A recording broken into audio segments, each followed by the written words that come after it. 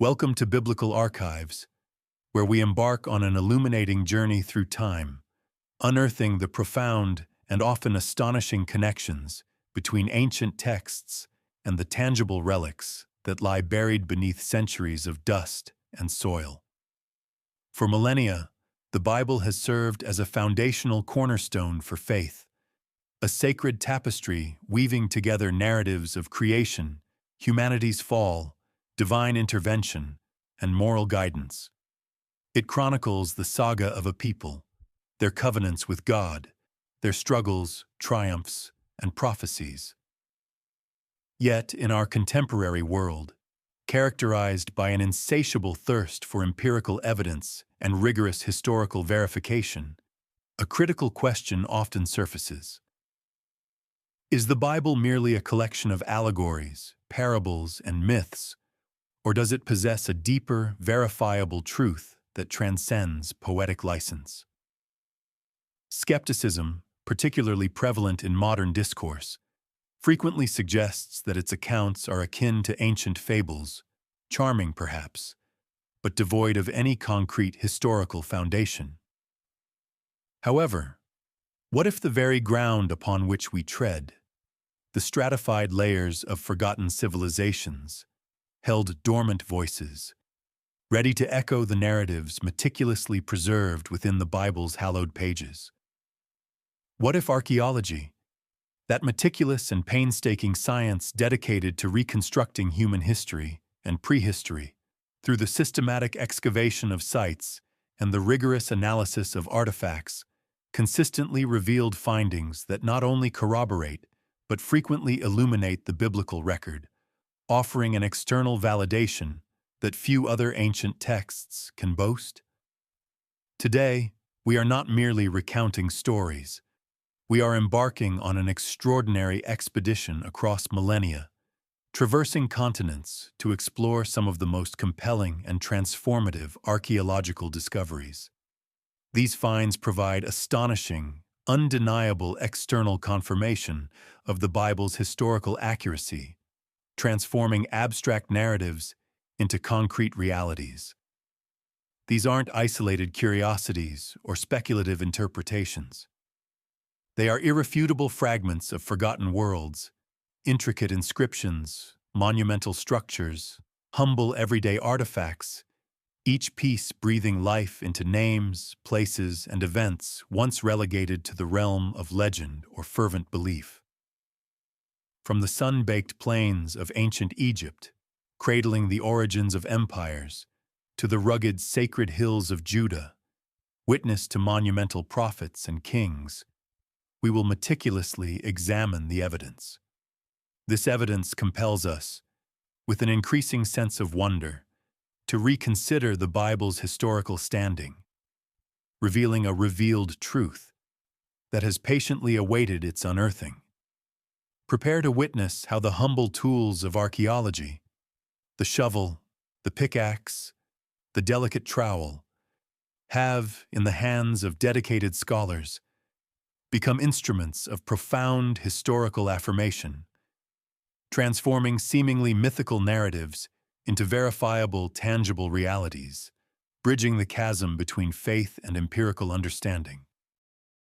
Our journey into the historical depths of the biblical narrative begins in ancient Egypt, a civilization synonymous with monumental grandeur and serving as the epic backdrop for some of the Bible's most formative and pivotal events.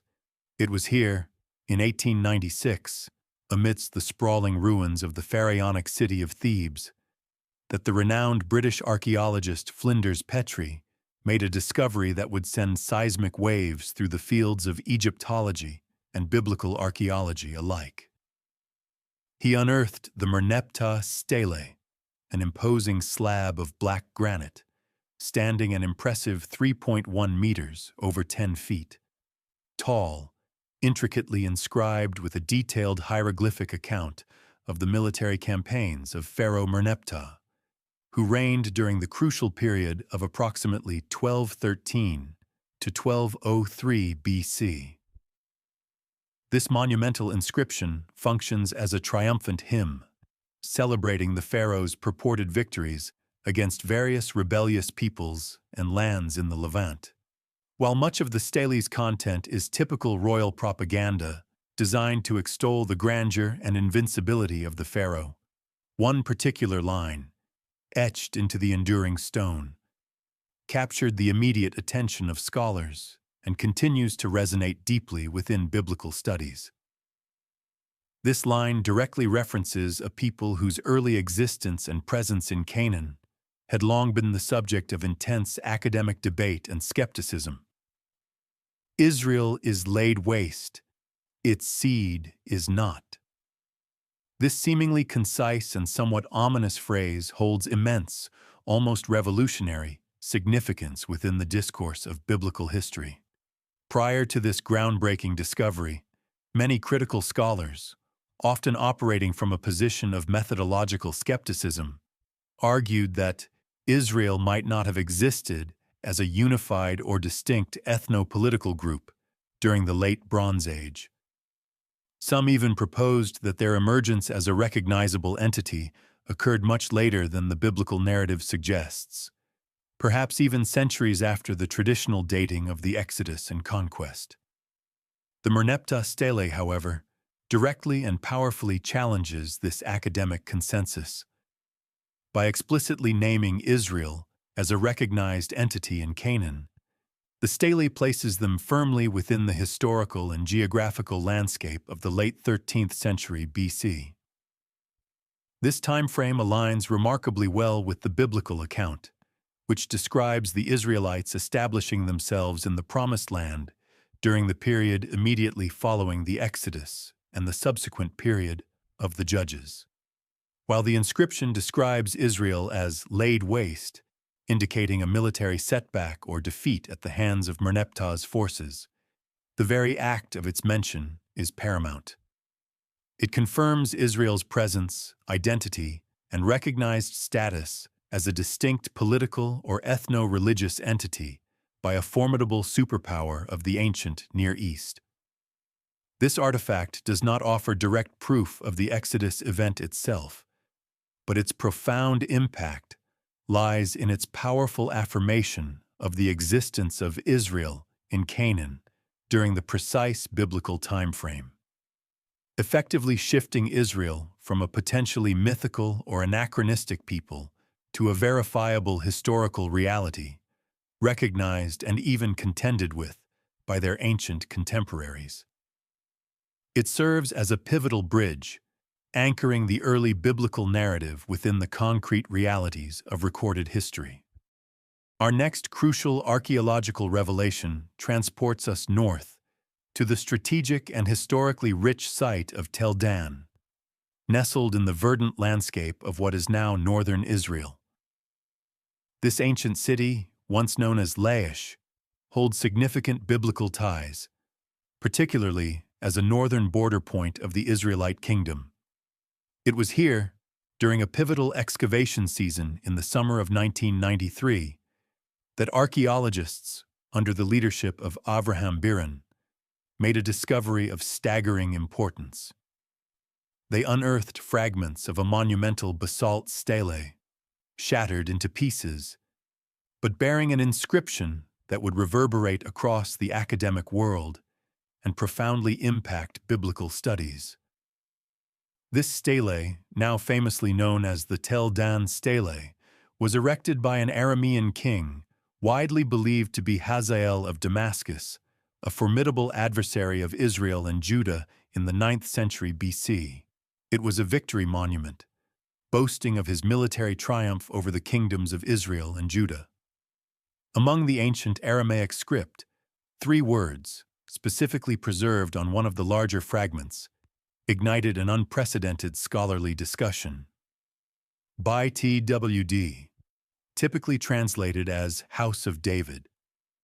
The significance of the House of David reference on the Tel Dan stele cannot be overstated, nor can its impact on the long-standing debate surrounding the historicity of the biblical monarch. For centuries, and especially in the wake of hypercritical biblical scholarship during the 19th and 20th centuries, many scholars vehemently argued that King David, the revered founder of the unified monarchy of Israel and the enduring Davidic dynasty, was a purely mythical figure.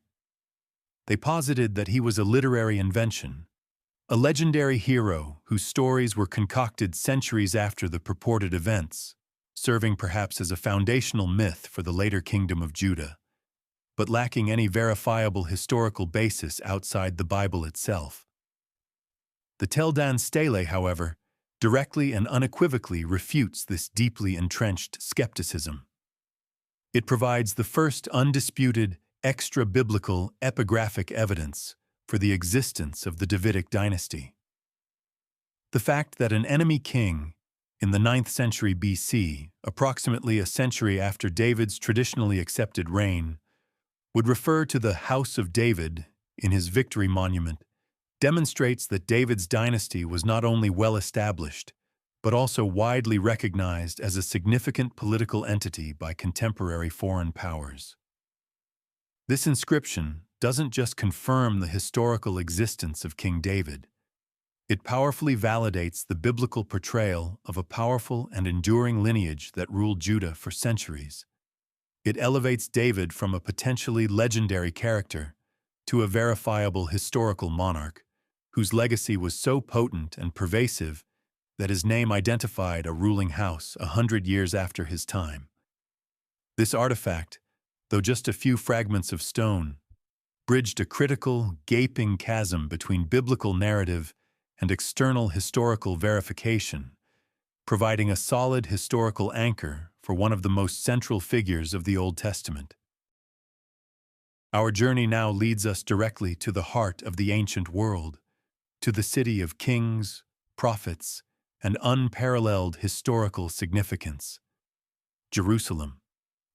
Here, carved deep beneath the ancient city of David, lies one of the most astonishing and enduring feats of ancient engineering, Hezekiah's Tunnel.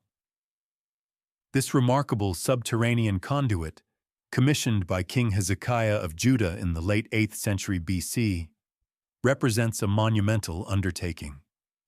It is a serpentine passage, approximately 533 meters, or 1,750 feet, long, meticulously carved through solid limestone bedrock. Its ingenious purpose was to divert the life-giving waters of the Gihon Spring, Jerusalem's primary and most vital water source, from its vulnerable external location directly into the securely fortified Pool of Siloam, situated safely within the city walls. This strategic masterpiece was an urgent and desperate defensive measure, meticulously planned and executed in direct anticipation of an impending siege by the formidable Assyrian army, led by the ruthless Sennacherib. This dramatic period and Hezekiah's preparations are vividly and consistently recounted in the biblical narrative. Specifically in 2 Kings 20:20, which states, "As for the other events of Hezekiah's reign, all he achieved and how he made the pool and the tunnel by which he brought water into the city, are they not written in the book of the annals of the kings of Judah?" And in greater detail in 2 Chronicles 32:3-4. The most compelling confirmation of this biblical account arrived in 1880, not from an archaeological dig, but from a serendipitous discovery by a group of boys playing within the tunnel itself. Near the Siloam pool, they stumbled upon an inscription carved into the tunnel's wall. This inscription, known as the Siloam inscription, etched in ancient Hebrew, provides an astonishing, direct contemporary account of the tunnel's construction. Its partially preserved text vividly describes the incredible feat of engineering. How 2 teams of diggers, working from opposite ends of the tunnel, painstakingly carved through the rock until, through incredible precision and possibly acoustic guidance, they finally met in the middle. The reconstructed text reads, in part, "And this was the way the boring was effected. While the quarrymen were still lifting up the pickaxe, each toward his fellow, And while there were still 3 cubits to be bored, there was heard the voice of a man calling to his fellow, for there was a split in the rock on the right and on the left. And on the day of the boring, the quarrymen struck, each man to meet his fellow, pickaxe against pickaxe, and the water flowed from the source to the pool for 1,200 cubits. This inscription is far more than just an ancient engineering log. It is a profound, undeniable testimony to the absolute accuracy of the biblical narrative. It not only confirms the physical existence of the tunnel and its strategic purpose, but it also provides a first-hand, almost eyewitness account of its ingenious and challenging construction, perfectly aligning with the biblical record of King Hezekiah's urgent preparations for war against the Assyrians. The tunnel itself, an enduring testament to ancient ingenuity, continues to carry water even today, serving as a living monument not only to King Hezekiah's foresight and strategic brilliance, but more importantly, to the remarkable and verifiable historical authenticity of the Bible. It transforms a historical footnote into a tangible, awe-inspiring reality.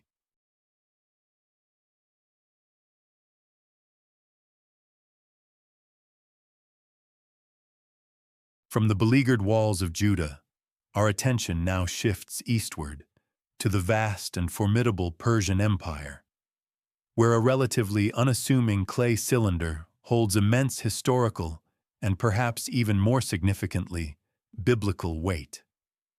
The Cyrus cylinder, a small barrel-shaped artifact made of baked clay and meticulously inscribed with Akkadian cuneiform, was unearthed in 1879 amidst the extensive ruins of ancient Babylon, following its conquest by the Persian forces. Dating from the 6th century BC, this remarkable artifact serves as a royal decree issued by Cyrus the Great, the visionary founder of the Achaemenid Persian Empire. The inscription recounts Cyrus's triumphant conquest of Babylon in 539 BC, portraying him not as a ruthless conqueror, but as a benevolent liberator. Crucially, the cylinder outlines Cyrus's revolutionary and comparatively humane policy towards conquered peoples. It describes his practice of allowing deported populations to return to their ancestral homelands, and, perhaps even more remarkably, his decree that they should restore their traditional religious cults and rebuild their temples, a stark contrast to the brutal deportation policies of previous empires like Assyria and Babylon. This decree by Cyrus, detailed on the cylinder, is not merely a historical curiosity. It is strikingly and profoundly consistent with a pivotal biblical account found in the books of Ezra and Isaiah. Long before Cyrus's birth, the prophet Isaiah, living nearly 2 centuries earlier, astonishingly prophesied Cyrus by name. Isaiah 44:28 declares, "Who says of Cyrus, 'He is my shepherd, and will accomplish all that I please.' He will say of Jerusalem, 'Let it be rebuilt,' and of the temple, 'Let its foundations be laid.'" This specific prophecy, remarkable for naming a future Gentile ruler, finds its historical fulfillment in Ezra 1:2-4.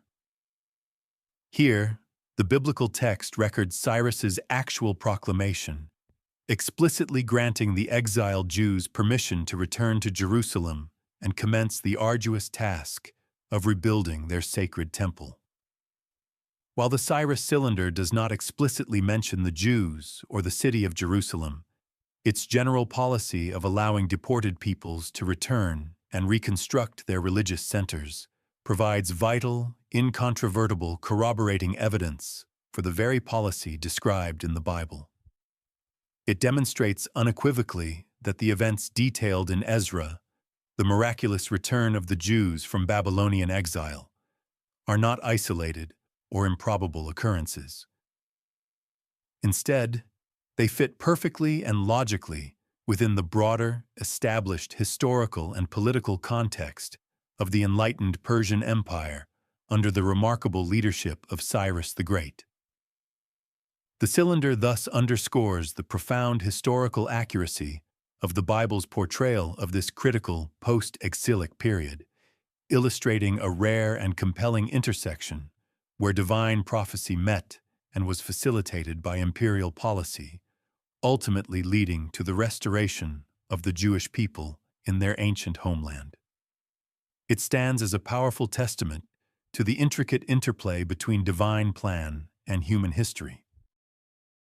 Our profound historical exploration now guides us back to the turbulent heart of Roman Judea, specifically to the magnificent coastal city of Caesarea Maritima. This strategic port city, an architectural marvel of its time, was meticulously constructed by Herod the Great and served as the administrative capital of the Roman province of Judea. It was here, in the year 1961, during systematic excavations of a grand Roman theater that was once a vibrant center of public life, that the Italian archaeologist Antonio Frova made an unassuming yet epoch-making discovery. Amidst the rubble and repurposed building materials, he unearthed a seemingly ordinary limestone block, which had been unceremoniously reused as part of a staircase. However, upon closer inspection, this stone bore a partial and faint Latin inscription. Through careful reconstruction and epigraphic analysis, the inscription's complete and startling message emerged with clarity. To the divine Augusti, this Tiberium Pontius Pilate, prefect of Judea, has dedicated. The significance and impact of the Pontius Pilate inscription on biblical scholarship and historical understanding cannot possibly be overstated. For many centuries, and particularly during the Enlightenment and subsequent periods of critical historical inquiry, many skeptics and historians questioned the historicity of Pontius Pilate himself. Pilate, as recounted in all four Gospels of the New Testament, was the Roman governor or prefect who presided over the pivotal trial and eventual crucifixion of Jesus Christ. His existence was primarily attested through biblical texts, and a few later, albeit valuable, Roman historians such as Tacitus and Jewish historian Josephus. However, prior to 1961, there had been no direct, undisputed archaeological evidence, no definitive inscription or monument that explicitly confirmed his existence or his precise title. This limestone inscription changed everything. It provided the first and, to this day, the only undisputed archaeological evidence of Pilate's existence, and critically, his exact official title as Prefect of Judea, precisely as the Gospels describe him. It unequivocally confirms that a key figure from the most central narrative of the New Testament was not a fictional character or a later embellishment, but a verifiable historical person who held precisely the office and authority the Bible assigns to him within the established Roman administration of Judea. This small, unassuming stone fragment is a powerful and irrefutable validation of the biblical narrative surrounding Jesus' trial and execution, demonstrating beyond doubt that the individuals, political structures, and historical context described in the Gospels are deeply rooted in the verifiable realities of first-century Judea. It effectively silences arguments that Pilate was merely a legendary or invented character, anchoring the Gospel accounts much more firmly within the tangible historical landscape of the Roman Empire and ancient Israel.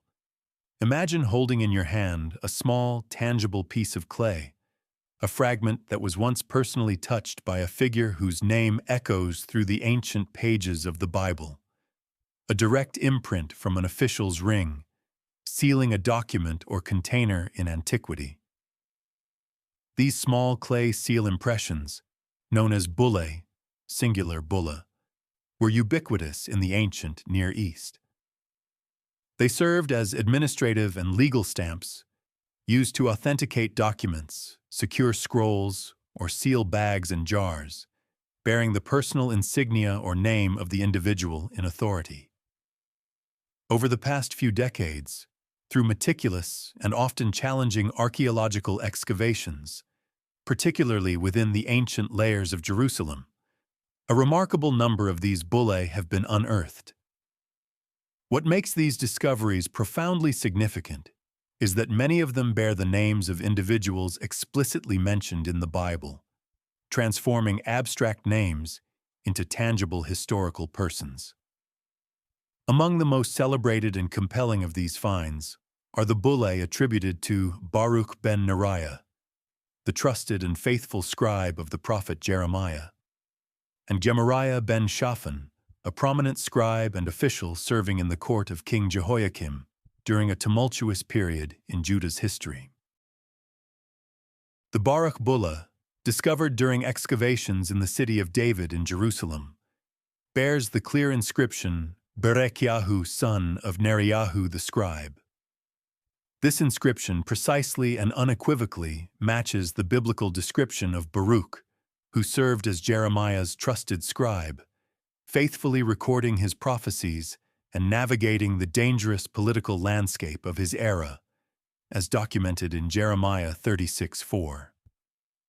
Similarly, the Gemariah bulla, also found in the city of David excavations, is clearly inscribed, Gemariahu, son of Shaphan. This directly corresponds to Gemariah, one of King Jehoiakim's officials who, notably, listened intently as Jeremiah's scroll of prophecies was read aloud in the temple precincts.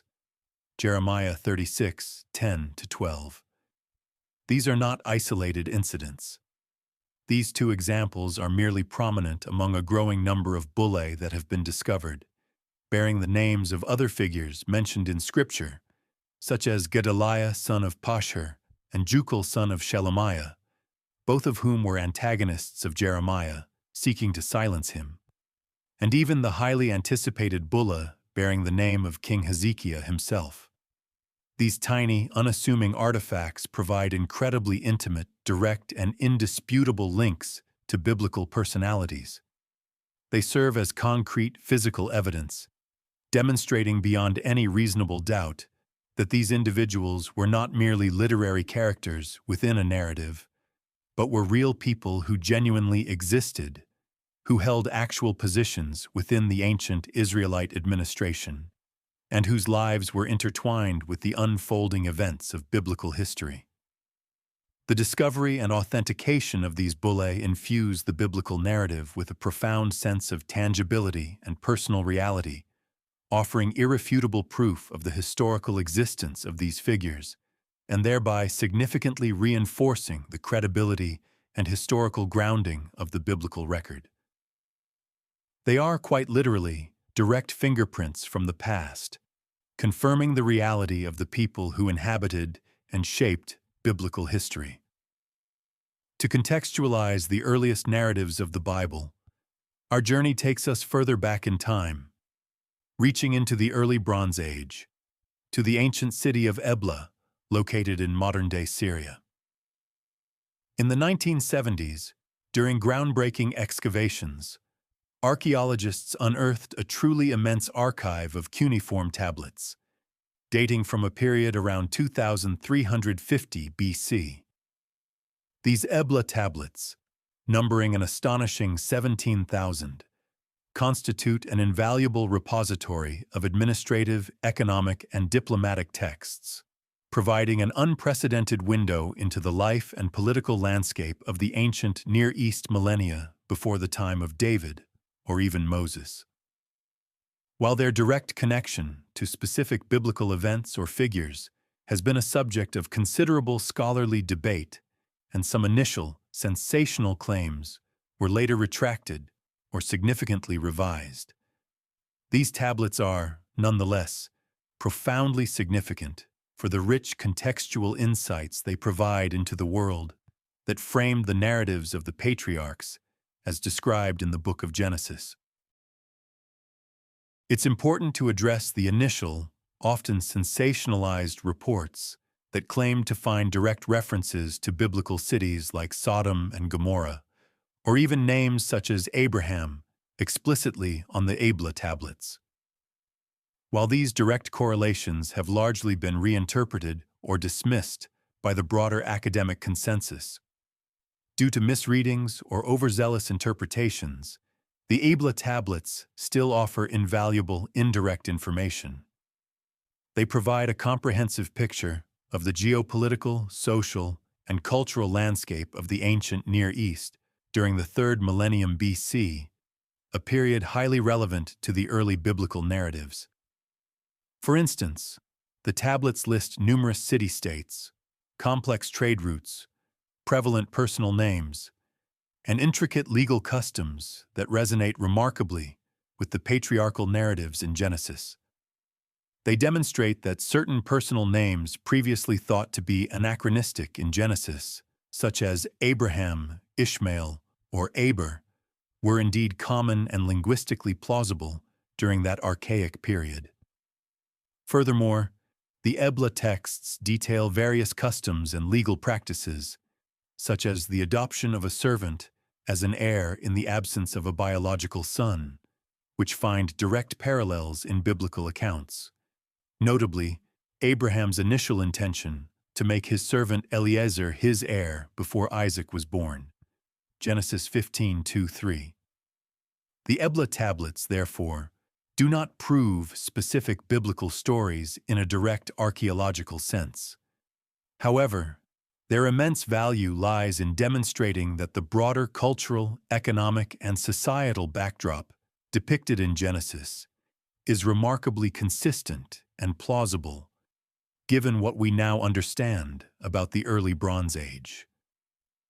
They lend substantial credibility to the authenticity of the ancient world portrayed in the Bible, showing that the foundational world of Abraham and the early patriarchs was not a later literary invention or a mythical fantasy, but a vibrant, historically grounded reality. They provide a rich and detailed tapestry of context, confirming the cultural plausibility of the earliest biblical accounts. Our profound exploration into the historical echoes of the Bible now directs us to Mesopotamia, often revered as the land between the rivers, the very cradle of human civilization, and significantly, the ancestral homeland of Abraham, the patriarch foundational to Judaism, Christianity, and Islam. The Bible explicitly identifies Abraham's birthplace as Ur of the Chaldees, Genesis 11:28-31. For many centuries, the precise location and nature of this ancient city were subjects of considerable scholarly debate and uncertainty. Was it a real city, or merely a geographical reference point in a legendary narrative? This uncertainty began to dissipate dramatically in the 1920s and 1930s, when the pioneering British archaeologist Sir Leonard Woolley commenced extensive and meticulously planned excavations at a colossal mound in modern-day southern Iraq, which he confidently identified as the biblical Ur. His painstaking work, spanning over a decade, systematically unveiled the breathtaking ruins of the Sumerian city of Ur, revealing a sprawling, highly sophisticated urban center that flourished spectacularly during the 3rd millennium BC. The excavations brought to light impressive ziggurats, massive stepped pyramids serving as temple platforms, intricate royal tombs containing astonishing treasures, and extensive residential areas, all bearing witness to a vibrant and technologically advanced civilization. Woolley's groundbreaking excavations at Ur revealed a city of extraordinary prosperity and cultural sophistication. The archaeological finds included stunning examples of sophisticated metallurgy, like the royal standard of Ur, intricate jewelry crafted with exquisite skill, and literally thousands of cuneiform tablets detailing every aspect of daily life, complex trade networks, and codified legal systems.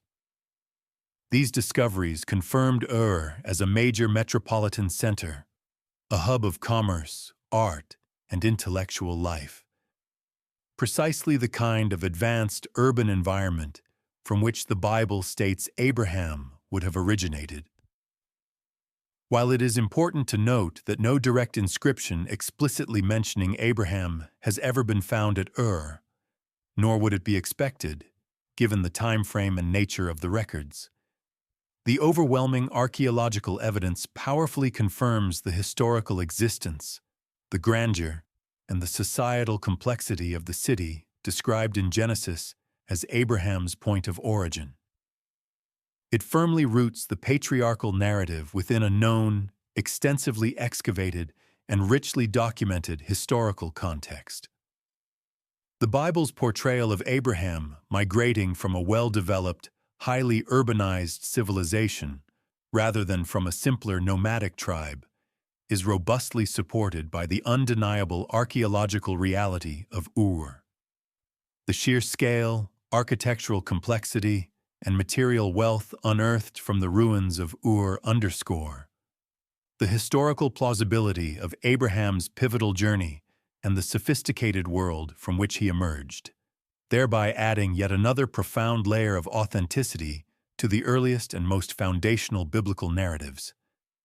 It transforms a geographical reference into a historically vibrant backdrop for a seminal figure. As the glorious, albeit often rebellious, kingdom of Judah approached its cataclysmic final days in the early 6th century BC, relentlessly besieged and ultimately crushed by the formidable Babylonian Empire under Nebuchadnezzar, a series of desperate and poignant dispatches were exchanged between the few remaining military outposts. These fragments of pottery, known as ostraca, singular, ostracon, were discovered during systematic excavations in the ruins of Lachish, a strategically vital and heavily fortified Judean city, second only in importance and size to Jerusalem itself. Lachish met its brutal demise at the hands of Nebuchadnezzar's forces in 588 BC, an event graphically described in both biblical and Babylonian records. The 21 ostraca, collectively known as the Lachish letters, contain precious Hebrew military correspondence, written in frantic haste just moments before the city's inevitable fall. These profoundly evocative letters provide an almost unbearably chilling, contemporary glimpse into the final agonizing moments of Judah's independence, perfectly aligning with the dramatic and harrowing events so vividly described in the biblical books of Jeremiah and 2 Kings. One letter in particular, designated as Letter 4, is especially poignant and historically significant. It describes a military commander at an outpost reporting that he is anxiously watching for crucial fire signals from Lachish, which, devastatingly, are no longer visible from Azekah, another key Judean city that had just succumbed to the relentless Babylonian assault. The letter reads, in part, "And let my lord know that we are watching for the signals of Lachish, according to all the indications which my lord has given, for we cannot see Azekah." This direct contemporary military report correlates with astonishing precision with Jeremiah 34:7, which states, "When the king of Babylon's army was fighting against Jerusalem and against all the cities of Judah that were left, against Lachish and against Azekah. For these were the only fortified cities of Judah that remained of the cities of Judah." The Lachish letters are not merely dry historical documents. They are a direct, agonizing echo from the past, showcasing the desperate plight of Judah as its final strongholds crumbled under the overwhelming Babylonian assault. They vividly corroborate the historical context, the precise timeline of the siege, and even the intense emotional atmosphere of the biblical accounts of the kingdom's final tragic days. These letters serve as powerful, tangible, and deeply human proof that the tumultuous events leading up to the Babylonian exile unfolded with harrowing accuracy, exactly as described in the sacred scriptures. They are a voice from the battlefield, confirming the Bible's historical precision. Our final major archaeological discovery, arguably the most monumental and impactful biblical find of the 20th century, transports us to the rugged, arid Qumran caves, nestled along the northwestern shores of the Dead Sea.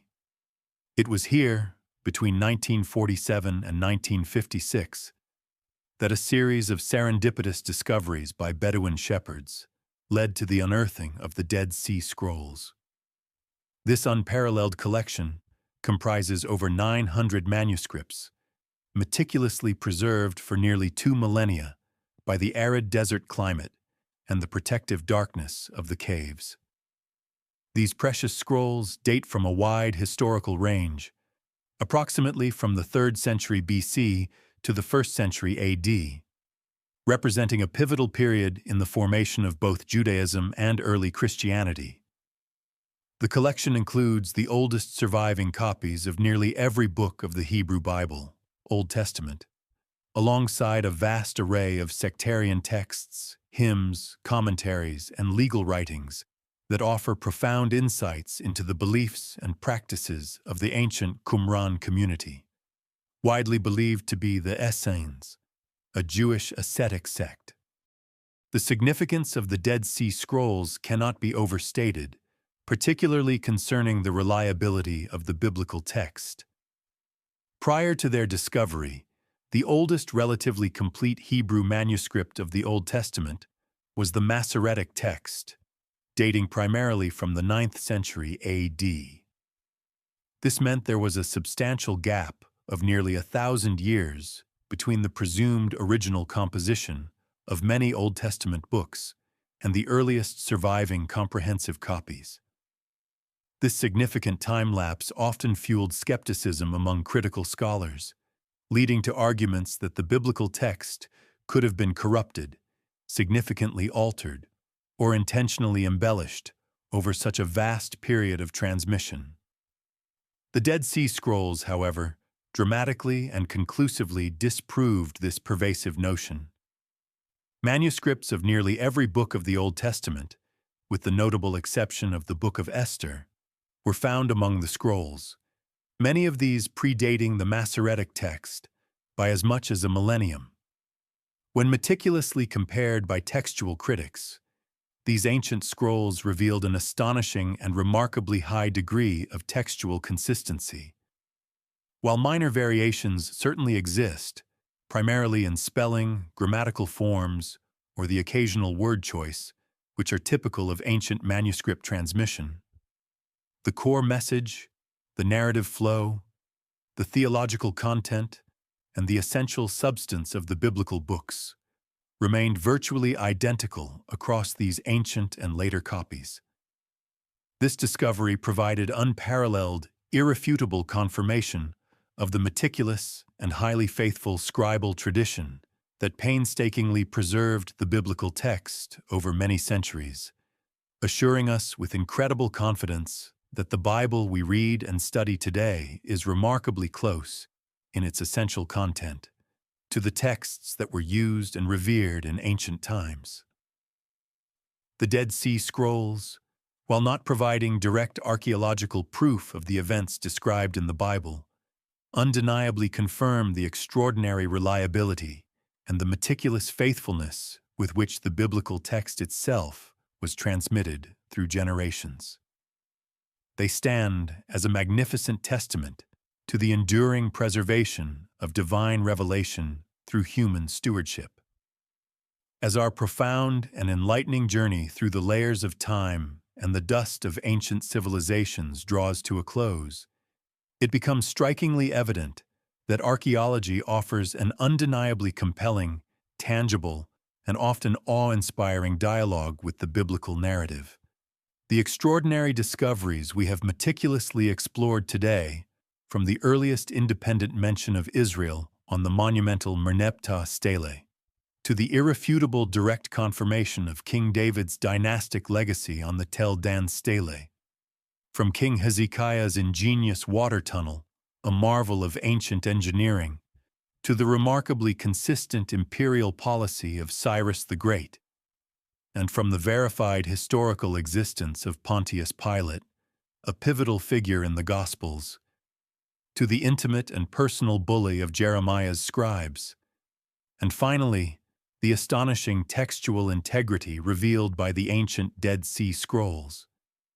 These are not mere isolated curiosities or fragmented anomalies. On the contrary, they are integral, interlocking pieces of a magnificent, cumulative mosaic, each contributing profoundly and powerfully to a compelling case for the Bible's inherent historical reliability. It is crucial to understand that these archaeological confirmations, while incredibly powerful, do not by themselves prove the divine inspiration of the Bible, nor do they diminish the essential role of faith. Faith, by its very nature, often extends beyond what can be empirically proven or excavated from the earth.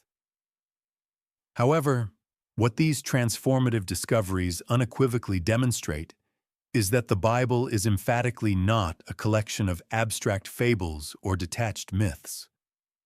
Instead, it stands as a text profoundly and intricately rooted in verifiable historical events, inhabited by real people, and situated within recognizable, tangible places.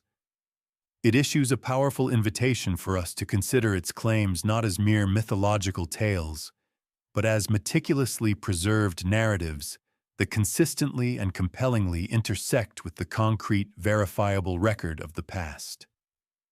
The ground beneath our feet continues, with each passing year and every new excavation, to yield its ancient secrets. And with each groundbreaking discovery, the vibrant, complex world of the Bible becomes ever more illuminated, more understood, and profoundly confirmed. For those who diligently seek truth, these archaeological treasures serve as powerful, enduring reminders that the narratives contained within Scripture are not only spiritually profound and transformative, but also historically robust and remarkably accurate. We sincerely hope that this journey has significantly deepened your understanding and appreciation for the Bible's rich, intricate, and historically validated tapestry. If you found this exploration enlightening, thought-provoking, or inspiring, we warmly encourage you to consider liking this video, sharing it with your friends and family who might benefit from this perspective, and, most importantly, subscribing to Biblical Archives for more profound insights into the fascinating intersections of history, archaeology, and the biblical world. Please let us know in the comments below which specific discovery you found most fascinating, or what other biblical mysteries and historical questions you'd like us to meticulously explore in future episodes. Thank you so much for joining us on this quest for the revealed truth. Until next time, keep digging for truth